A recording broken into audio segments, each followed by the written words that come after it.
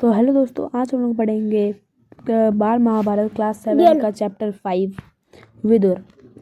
विचित्र वह की रानी अंबालिका की दासी की कोख से धर्मदेव का जन्म हुआ था। वही आगे चलकर विदुर से प्रख्यात हुए।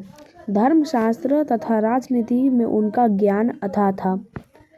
यहाँ की कहानी अगर आपको नहीं मालूम तो मैं एक बार आपको समझा देता हूँ। देखिए, ये क्रम रहा था कि शांतनु की दो रानी थी, गंगा और सत्यवती। देवव्रत हुए थे, गंगा से देवव्रत हुए थे, सत्यवती चित्रांगन और विचित्र हुए थे।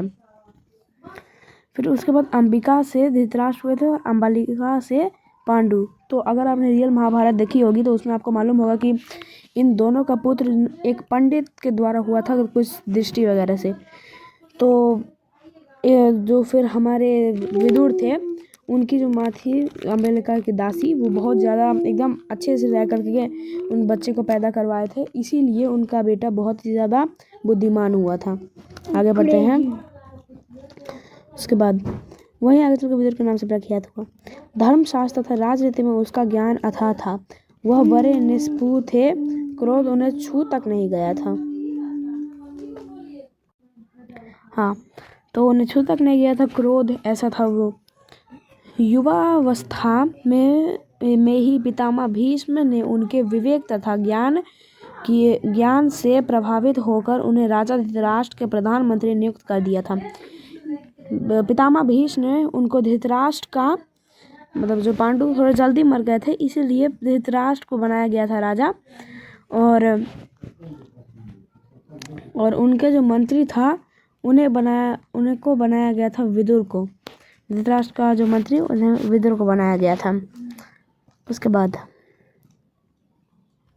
जिस समय धृतराष्ट्र ने दुर्योधन को जुआ खेलने की अनुमति दी, विदुर ने धृतराष्ट्र से बहुत आग्रहपूर्वक निवेदन किया, राजन, मुझे आपका यह काम ठीक नहीं जचता। इस खेल के कारण आपके बेटे में आपस में वैर भाव बढ़ेगा, इसे रोक दीजिए। मतलब उन्होंने ऐसी सलाह दी, मंत्री थे ना, इसीलिए।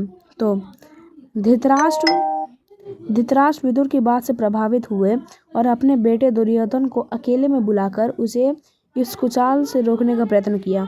मतलब उनकी बात को उन्होंने ध्यान में रखा और दुर्योधन को रोकने का प्रयत्न किया। बड़े प्रेम के साथ, बहुत लव के साथ वह बोले, गांधारी के लाल, गांधारी उनकी मम्मी का नाम था, तो गांधारी के लाल, विदुर बड़ा बुद्धिमान है और हमेशा हमारा भला ही चाहता है आया है। उसका कहा मानना है कि हमारी भलाई है। वत्स, जुआ खेलना छोड़ दो। तो जुआ खेलने के लिए मना किया। विदुर कहता है कि उससे विरोध बहुत बढ़ेगा और इससे वह राज्य का नाश का कारण बनेगा। छोड़ दो इस विचार को। बहुत उन्हें समझाया कि यह नाश का कारण बनेगा वगैरह वगैरह। धृतराष्ट्र ने अपने बेटे को सही रास्ते पर लाने का प्रयत्न किया, किंतु दुर्योधन ना माना। वृद्ध धृतराष्ट्र अपने बेटे से बहुत स्नेह करते थे। अपनी इस कमजोरी के कारण उसका अनुरोध वह टाल न सके और युधिष्ठिर को जुआ खेलने का न्योता भेजना ही पड़ा। पर दुर्योधन ना माने और उन्हें अपने बेटे की इच्छा नहीं टाली और युधिष्ठिर को न्योता भेज दिया। धृतराष्ट्र पर बस न चला तो विदुर युधिष्ठिर के पास गए। धृतराष्ट्र बात मानने के बाद भी वो नहीं कर पाए तो युधिष्ठिर के पास गए। उनको जुआ खेलने को जाने से रोकने का प्रयत्न किया। कि तुम मत जानो, नहीं तो वैरभाव बढ़ेगा। युधिष्ठिर ने विदुर की सब बातें ध्यानपूर्वक सुनी और बड़े आदर के साथ बोले, चाचा, मैं यह सब मानता हूँ, पर जब काका धृतराष्ट्र बुलाए तो मैं कैसे इनकार कर सकता हूँ। वो बोले कि ठीक है, आपकी बात से मैं सहमत हूँ, पर मेरे को धृतराष्ट्र काका ने बुलाया है तो मैं इसलिए तो नहीं जा सकता, आपकी बात नहीं मान सकता।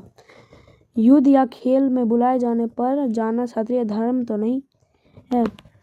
युद्ध में या खेल में बुलाए गए और नहीं गया तो वो क्षत्रिय धर्म नहीं कहलाता है। ऐसा उनका था, परंपरा, प्रतिष्ठा, अनुशासन।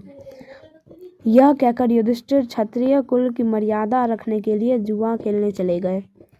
तो इस चैप्टर में ज़्यादा कुछ नहीं था, बल्कि आपको इंट्रोड्यूस कराया गया विदुर से और वगैरह वगैरह। तो जब तक के लिए धन्यवाद। वीडियो पसंद आया तो लाइक करिएगा, सब्सक्राइब करिएगा। धन्यवाद दोबारा।